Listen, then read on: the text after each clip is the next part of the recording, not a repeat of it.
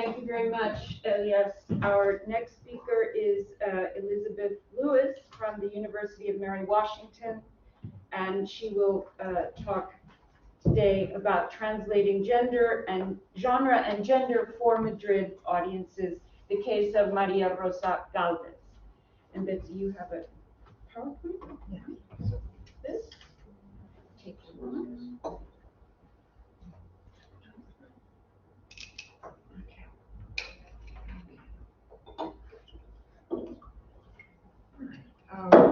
Thanks so much. It's great to be here. I think a lot of us, this is our first time back at an in-person conference, and it's really exciting to be in Valencia and to be here with you all.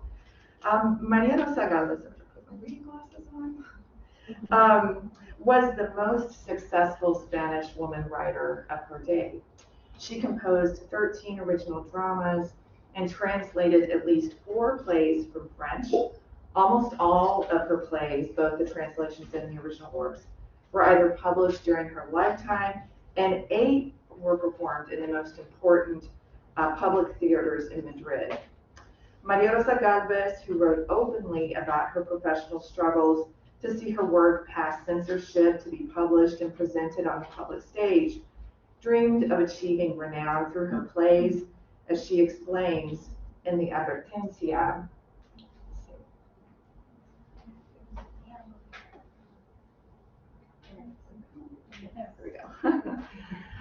In the Advertencia to the second volume of her Obras Poéticas of 1804, stating, "I am certain that posterity will make a place in its memory for this book, and thus the endeavors of its author will be rewarded, at least in part."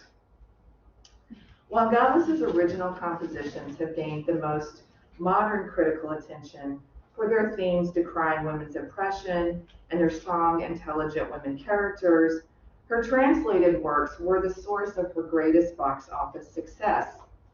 Modern critical preference for her original compositions stems from comments by María Rosa de Gálvez herself, who stated that in the same Advertencia mentioned above, that it is very difficult to translate well, but there is as much difference between this and being a poet as there is between illustrating print and lifting the plate to reproduce that same print.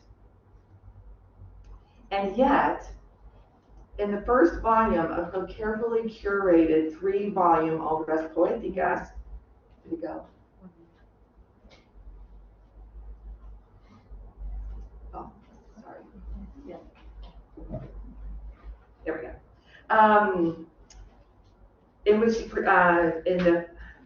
I'll start all over. And yet, in the first volume of her carefully curated 3-volume Obras Poéticas, in which she purported to present her best poetry, comedies, and tragedies, Gálvez had included a translation, the one-act translated Opera Lírica Beyond, which was also her longest-running theatrical production, appearing 14 times between May and September in 1803 in the Madrid theater Cañas del Peral.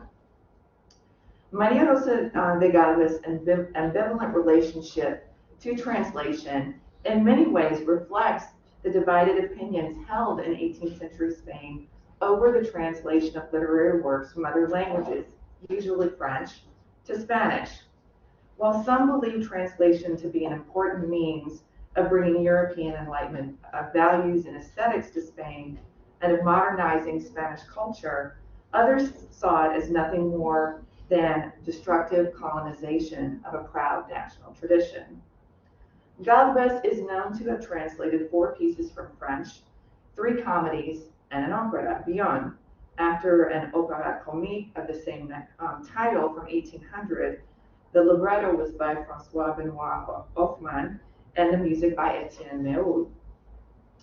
In the larger version of this paper, I'll be looking at all the ways María Rosa de Gálvez interacted with translation, sometimes embracing it, sometimes disavowing it, and how we might also consider translation more broadly as something other than merely reproducing a text from one language into another, just taking the plate and stamping another, right?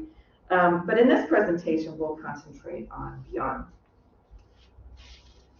Before digging into an analysis of Bion, I thought it would be good to just take a moment to discuss María Rosa de Gálvez's biography a bit. You may not be familiar with her or her work. And as a literary historian, I tend to avoid the intentional fallacy of assigning too much importance of an author's biography when examining her literary work. In order to understand the importance of the circulation of gender in María Rosa de Gálvez's dramatic works, translations, and original compositions, we should consider her interactions with the people, ideas, and texts that were circulating in the last decades of the 18th century in Spain. Her life, work, and social and familial ties raise important questions that many of these questions remain unanswered. She was part of one of the most well-connected and influential families of her day. Her uncle, Matias, and her cousin, Bernardo Gálvez, served as viceroys of Mexico. Her uncle José Gálvez held important posts with Charles III's court, including as Inspector General of Nueva España, and later in the Council of the Indies. María Rosa de Gálvez was the adopted daughter and only child of a lesser-known brother of this wealthy family, Antonio Gálvez, and his wife, Mariana Ramírez de Velázquez, and she is thought to probably have been the bastard child of her adopted father. She was briefly deposited after her birth in 1768 in an orphanage in Ronda, but she's thought to have had a privileged upbringing at her family home in Malaga. In 1789, at the age of 21, she married a man younger than she from a much less important family that was distantly related to her. His name was José Cabrera, and they had a troubled marriage. And throughout it, he caused both María Rosa and the Gálvez family embarrassment and a lot of money, punctuated by Cabrera's expulsion from his post in the Spanish embassy in Philadelphia, United States, in 1805 for writing bad checks, among other things. The couple had a daughter together who evidently died in infancy, and they separated in 1794, although their troubled relationship continued until her death in 1806. But María Rosa de Gálvez also had good friends in high places, including fellow writers Rita Barrenechea, Manuel José Quintana, as well as Charles IV's powerful first Secretary of State, Manuel Godoy. The circumstances of her life, her family and social connections, her personal tragedies and frustrations, all of them must have contributed to her formation. What she wrote, how she was able or not able to achieve the success she sought. She was part of a world in which people, ideas, and money circulated between regions of the Spanish Empire, from Mexico to Malaga to Madrid, and between cultures and countries, in her case between France, the United States, and Spain. And yet, despite what we know about María Rosa de Gálvez's life and works, there are still so many unanswered questions, some of which surround her translation of the opera Bion. Gálvez's Bion ran throughout the months of May, June, and September of 1803 at the Cañas del Peral Theater, which today is where today's Royal Theater stands in Madrid, earning decent revenues at the box office. This successful run was less than 3 years after the piece upon which it was based premiered at the Opéra Comique in Paris in December of 1800. Opera, although introduced into Spain during the 17th century, gained popularity throughout the 18th century, due in no small part to the Bourbon dynasty with its French and Italian roots. And it appeared that with this successful translation, María Rosa de Gálvez was riding its wave of popularity. María Jesús García Garrosa has pointed out Gálvez's skill in versification as well as in translation in this piece. Gálvez was able not only to translate meaning accurately, but she adapted the language to Spanish lyric that could appropriately accompany Meol's score. Gálvez was the first woman in Spain to work in the operatic form, and although there were a few women librettists in France, opera, like all public theater, was dominated by men. Meol and Hoffmann's Bion is set in classical Greece and tells the story of Bion, who is the guardian of the beautiful young Nisa, who together have an idyllic life on an island. Two male visitors from the Greek mainland, Akenord, and who was a philosopher trained by Plato, and Crates, and I'm using the Spanish names here. But anyway, these two visitors upset their peace when Agenor falls in love with Nisa. Nisa is confused about her feelings of attractions to the young philosopher and her feelings of gratitude to her older benefactor, Bion, who encourages her to follow her heart. Bion and Nisa set up a fake wedding between them just to test Agenor, but then Nisa leads Agenor to believe that they can be married, and in the end, Bion makes it known that Nisa should choose her own match, and she chooses Agenor. A comparison of the two texts, Hoffmann's original and Gálvez's translation, reveals very little variance between them. María Rosa de Gálvez's translation keeps the same storyline and characters, and the structure is basically the same with the exception of the omission of one brief scene toward the end of the play. Gálvez also strives to produce similar versification to the original. For example, this duo between Bion and Nisa from the second scene, and I'll just read the Spanish, you can read along with the French as well. So Nisa says, si vos me amáis de nuestro asilo, alejad al griego Agenor. And Bion, no, Nisa, no, yo estoy tranquilo, tu virtud esté sin temor. Nisa, nuestra unión siempre fue dichosa, jamás nuestra paz se turbó. Bion, mas la amistad fiel, deliciosa, quererse bien nunca impidió.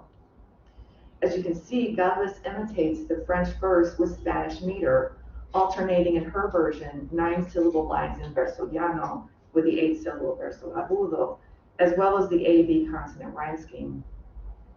She prefers these qualities over direct translation, as in the line, Nuestra unión siempre fue dichosa, for nous étions toujours seuls ensemble. Gálvez explains her choices this way.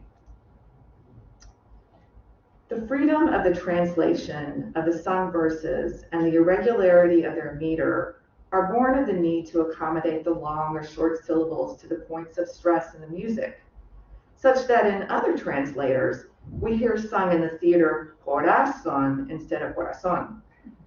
The lyrics not making sense, the verse ending where it shouldn't, and other defects which music professors know well, although they try to cover it up with the orchestral score. I would like to close this brief look at the translation beyond by considering how we observe the circulation of gender and genre in Gálvez's work. We've already noted that Gálvez was the first and only woman to translate a successful opera in the 18th century in Spain, and we could speculate that she must have chosen this popular genre in part to boost her own success as a woman writer. But she also states in the advertencia to the play that it was the technical challenge that this endeavor posed and her success at it that led her to include a translation in her collection of otherwise original works.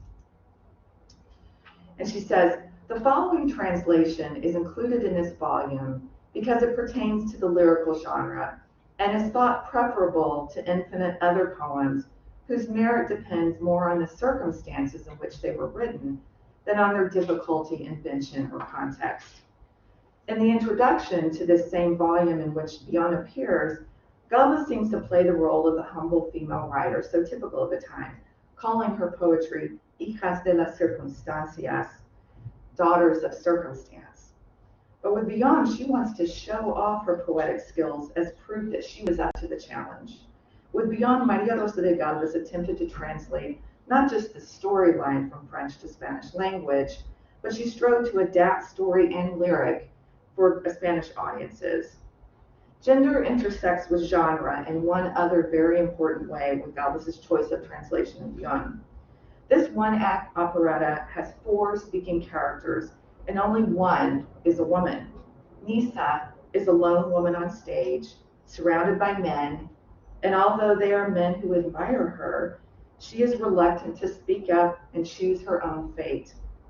María Rosa de Gálvez, like Nisa, was outnumbered by the men who surrounded her on the stage and page. But unlike her operatic heroine, Gálvez was never too shy to stand out among the men and speak up for herself. Thank you.